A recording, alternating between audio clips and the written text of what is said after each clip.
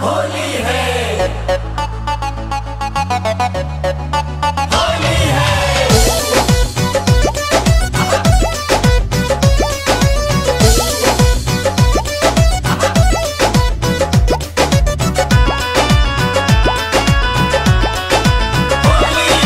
फगुआ में आइलू तू दीदिया के घरे, जाना तानी साली जवन मन तोहर करे। अरे फगुआ में आइलू तू दीदिया के घरे, जाना तानी साली जवन मन तोहर करे। अरे खुल के न हकबा मांगेलू, जीजा कही के गोड़वा लागेलू, जब डाली त काहे भागेलू। जीजा कही के गोड़वा लागेलू, जब डाली त काहे भागेलू।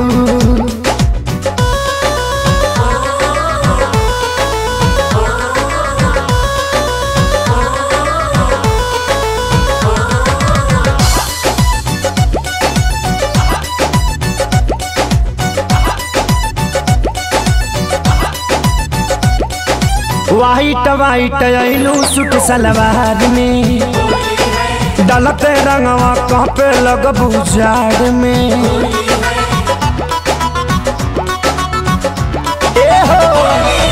वाइट वाइट आइलू सूट सलवार में, डलते रंगवा कहपे लगबू जाड़ में। हीटर के पानी से आइलू नहा के, मुहवा में बिकोटर मारी के लगा के, अखिया से गोली दागेलू, जीजा कही के गोड़वा लागेलू, काहे डाला पाछे भागेलू। जीजा कही के गोड़वा लागेलू, काहे डाला पाछे भागेलू।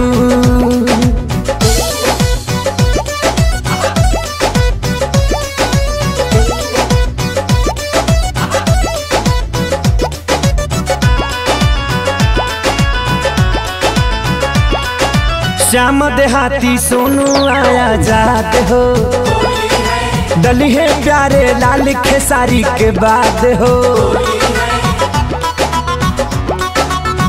ए हो श्याम देहाती सोनू आया जात हो, डली है प्यारे लाल खेसारी के बाद हो।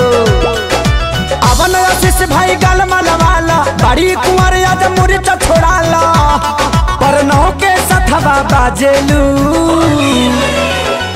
जीजा कही के गोड़वा लागेलू, रंग डाला पकाहे भागेलू। जीजा कही के गोड़वा लागेलू, रंग डाला पकाहे भागेलू।